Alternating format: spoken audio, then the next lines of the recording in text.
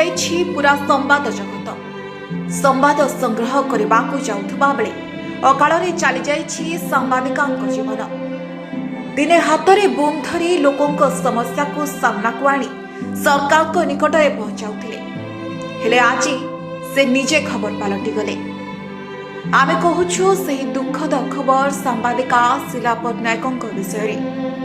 असमय रे सड़क दुर्घटना रे प्राण हराइछन्ती घरोई टीवी चैनल सांबादिका। सूचना मुताबक मंगलवार दिन प्राय 11:45 बेले सांबादिका शीला पट्टनायक एवं तांको साथी शिपिका भुवनेश्वर पुरी अभिमुखे जाउथिले, हेले पिपिली मंगलपुर जमालपुर निकटरे जेमिति छकी बसिथिला जम। रास्ता उपरे पड़िथिबा बाली गदारे तांको स्कूटीटी भारसाम्य हराई तळे पड़ी जाइथिला। फलरे दुहे गाड़ीरू खसी पड़िथिले। आ सेही समय रे पछपटु आसुथबा द्रुतगामी बस तळे पड़िथिबा स्कूटी सह दुई महिला को 20 ରୁ 40 मीटर पर्यंत घोषाड़ी जाइथिला। फलरे घटनास्थल रे ही दुई जण जाक मृत्युवरण करथिले। एटी प्रश्न उठुछि रास्ता रे बाली पकाइला किए? स्थानीय लोकों को कहवा कथा परिवहन विभाग रो खाम ख्याली मनोभाव पाई एपरि घटिछि।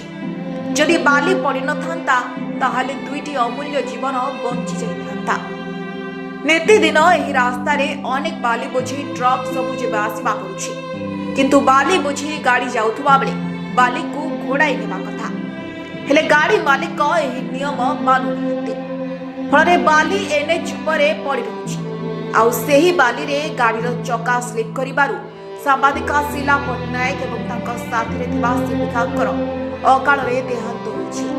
तेबे कोन ए मृत्यु रे जातीय राजपथ कर्तृपक्ष दायी नहे कि? सेपटे एहाकु नै स्थानीय लोकंक मध्य रे उत्तेजना प्रकाश पाइछि। गोटे पटे सरकार पॉल्यूशन सर्टिफिकेट नहले फाइन लागू करिबाकू कहउछथि, किंतु रास्तार अवस्था सुधुरिबार ना नेउनि।